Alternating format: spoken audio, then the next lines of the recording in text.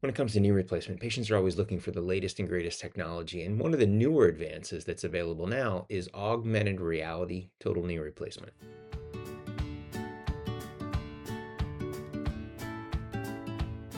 Hello and welcome back. I'm Adam Rosen. Thanks again for tuning into the channel. If you haven't already subscribed, then click the notifications tab to get updates when these new videos come out. Be sure to click that and give a little thumbs up if you enjoy this content. It really does help the channel. So in today's video, I want to talk to you briefly about augmented reality. So there's virtual reality. So if you have like an Oculus headset like we do, you can play video games at home and you can visit museums all over the world. And you can even use virtual reality in a training scenario for young doctors to actually do surgery in a virtual reality operating room. But augmented reality is a fairly newer technology. It's been around now for a number of years, but it's a newer player in the technology market. And basically what we do is we put on the headset that we would normally use, so those space suits and hoods that you see. But now attached to it is a little headset. And in the headset are trackers that will track things that we put on the operative field. And then there are also a screen that allows us to see a video screen in space that gives us all of the information that you would expect to see on a TV screen up here if you were doing robotic surgery. But this way you don't have to take your eyes off of the surgical field. Normally when we're operating, we're looking at the knee and we're doing the knee replacement, or we're looking at the hip and we're doing a hip replacement. When you use robotic surgery, you're making an incision and then looking away from the surgical field to look at a screen and then look back. So what we do is once we make the incision, we'll put pins in the femur and the tibia, thigh bone, shin bone, and attach trackers. And then we use a little stylus, like a pen, to mark out landmarks. And this is identical to what we would do with robotic surgery. And then once we do that, we have basically created this virtual platform in the system of where the knee is in space. And then right away, I see lines in space, which are the lines of the thigh bone and the lines of the shin bone. And then what I can do is I can set what degrees of cuts I want to perform. So on the end of the thigh bone, we call it the distal femoral resection. We can set the angle of the cut that we want to make and how thick the cut needs to be. And the same thing on the shin bone. We can set the depth of the cut and the angle of the cut. And then we can use the saw and the jig and make all of those cuts. It also allows us to check range of motion and balancing, all the while we're looking at the knee. We have the knee in our hand, we're doing the surgery, and it allows us to make these minor adjustments and see real time what this is. Now, I do believe it's probably going to be a new player that's going to grow in kind of rapid exponential growth. And that's what these studies do show, that this is a technology that is growing. We're still early on in the phases to see whether or not it actually makes a difference in the outcomes. And that's the thing, like when we jump into robotic surgery, no one's really proven that robotic surgery is better. Robotic surgery and navigation and these instruments allow us a way of doing knee replacement surgery with technology compared to the manual way, which is still very good with rods and jigs. But if we want to be precise and accurate, we have to know what the target is. And this is where I was talking about, in honesty, like as an orthopedic surgeon, we don't really know what the target is.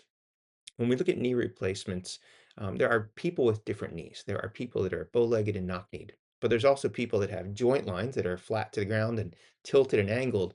And there's actually a classification for this called the CPAK classification.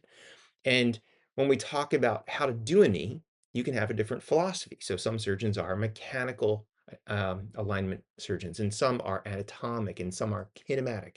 And what I believe we might learn over time is that with certain CPAC classifications, a certain philosophy of how we align the knee may be the best for those patients. But robots and this computer navigation may allow a surgeon to be very precise. But studies show that high volume surgeons are already precise to begin with. And I've always questioned that if you take a low volume surgeon who's not very precise with manual instruments, and then you information overload them with computers and screens and gadgets, there's a greater chance, in my opinion, that they're going to miss the big picture, which is the knee or the hip in front of them, and make a mistake because they're relying on a number on a screen.